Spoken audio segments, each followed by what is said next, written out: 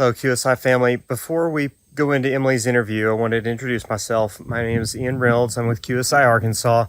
And I had asked Emily if she'd be willing to sit down with me and answer some questions I had about herself and how she got started, and then also answer some questions from the quorum. Well, this portion of the interview is the questions that the quorums had that the media teams were associated with. So that gives you a little preface of where we started. Also want to say that Emily was very generous with her time with us, and I just want to say thank you to her and appreciate the time that she did spend and as much detail as she did going into all the answers that she did. I look forward to hearing what you have to say in the comments after this video, and if you have any suggestions for future interviews or future questions, please let me know as well. Here's the interview.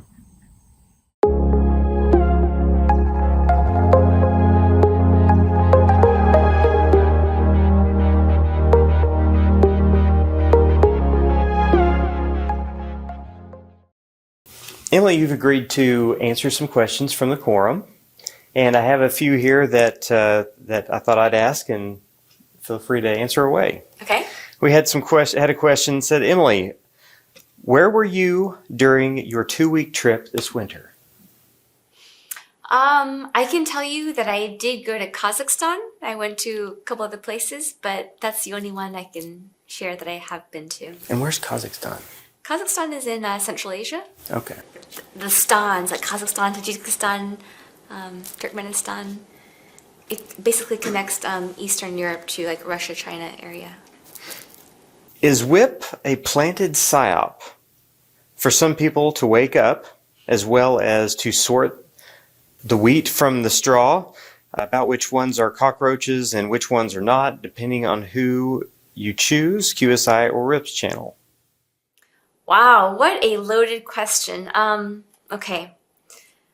WHIP is not what you call an intentional psyop, meaning that I know there are narratives out there saying that WHIP is playing a part and he's pretending to be a bad guy. That's false. I have debunked that. I don't know how I can be more clear to people who still believe in that. I don't think it's people inside of QSI, to be honest. I think it's mostly people outside of it. But WHIP is somebody that the White Hats had fully respected, had worked with very closely, just the same as me. They worked more closely with him in the beginning because he had the larger channel, even though what I learned in hindsight is that they actually learned of me before they learned of Whiplash. So I thought that was pretty interesting. But he basically dug himself into a hole. He had everything given to him. He had, the confidence of the White Hats. He had, way more than, I guess, how do I want to phrase this? Like, QSI is a nonprofit channel. So we've been offered to take commission, which I've always rejected. And the only time that I've ever taken something from the developers is when I say, hey, let me turn this into a donation back to the community. So it's either goes to help out and close an ICO, or it goes out as gifts or giveaways or contests, stuff like that. So that way people don't think that I'm doing this for financial gain. I'm doing it so everybody gains. On the other hand, WHIP does it for financial gain. He takes a flat out commission anywhere from 17 to 23%, which is quite large when you think about the numbers we're pulling in. And so that's what I mean by he had everything going for him because he was making a killing doing this. And when we started to call him out saying, hey, NPM is not John Jr., that is a scammer behind the scenes, and I have evidence of this, he would turn around and go, your evidence is not as strong as my evidence. And I would say, what's your evidence? Because you literally have not vetted him. No, I just know that that's John. John won't lie to me. I've been talking to him since before I met you. Oh, so you've been talking to somebody, anonymous online, and that's your vetting process. And so when this eventually flowed through and it started to affect the developers that we still work with today, it became very, very dicey, right? Because now we're dealing with people's actual financial future. And what's supposed to be part of Jacera is heading in this direction where it's crashing and burning by partnering with actual scammers, which we know now will be part of clawbacks, be part of the confiscation of assets, etc. And these people will be getting arrested. So long story short, no, WHIP is not a a psyop designed to wake people up. It's in happenstance that if you understand what's truly going on, that you will wake yourself up.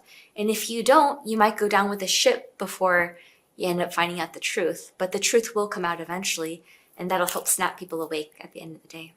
I think that's interesting about Stellar. It allows you to do nonprofit. It allows you to do for-profit. It allows scamming. It allows you to scam if you want. And then it's all being recorded. So it's really in the end up to you. That's right. Yeah. I mean, it's all about free will at the end of the day. You can't tell someone, don't be a criminal, because they'll go, I'll be a better criminal and I won't get caught. So they're saying, okay, let me just devise all these traps. So when you do criminal activity, we'll just catch you faster and we'll arrest you faster. It's brilliant. I had another question. Emily, you've told us that you sleep in 2 to 4 hour bursts. I've often wondered how you can sleep like that and then still to do an unimaginable amount of work at the same time for QSI. What is your secret to that? Or do you really not need more, especially continuous sleep? I have a clone. No, okay, so the easiest way for me to explain it is, have you ever been so excited that you're going, let's say, on vacation the next day? Or maybe wedding jitters, as an example, and you were so excited you couldn't sleep the night before, and you stay up all night going, yes, that's how I feel every day about this.